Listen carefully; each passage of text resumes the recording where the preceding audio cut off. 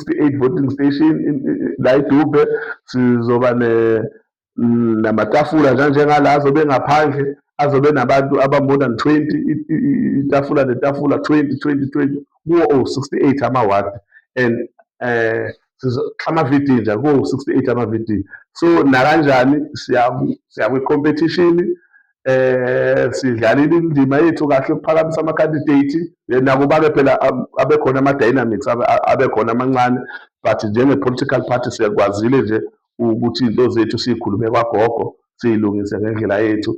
Akhona siwaphakamisile ama-candidate ethu, siwafisela inhlahla futhi abantu abaphume ngomhla ka-11 sobe sesiyawathula, bazowabona, azobe seshuthiwe, sesiwafaka even on social media, because upresident ngicabanga ukuthi uyawa-proclaim ngomhla ka-20 August, uminister kaCopter. So sizokwenza sure nathi ukuthi kufika leso sikhathi yonke into isi-right. Iyaphela i-vetting yokubheka ukuthi ama-candidate akulungeleni, anawoni wonke ama-qualification ade efunwa i-EFF. So automatically umhla ka-4 August siyaya siyocontestela ukuwina, and abantu baseDumbe they must get ready ukuphathwa i-EFF.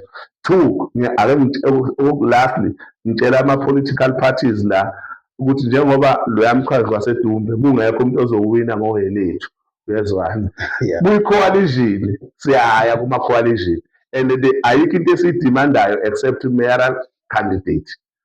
If we want to come uzokhuluma nathi, there is nothing we can negotiate except mayoral candidate. Mawufika kithi fika usuzothi manje madoda ngiyawuvuma uSpeaker, ngiyawuvuma uDeputy bani uyayibona, but ningadlaleli ey'tsheni ey'fana zomeya, ningadlaleli kuma-chain, uyezwana. Ngiyacela ukuthi abantu abangadlaleli ama-chain this year, they belong to EFF.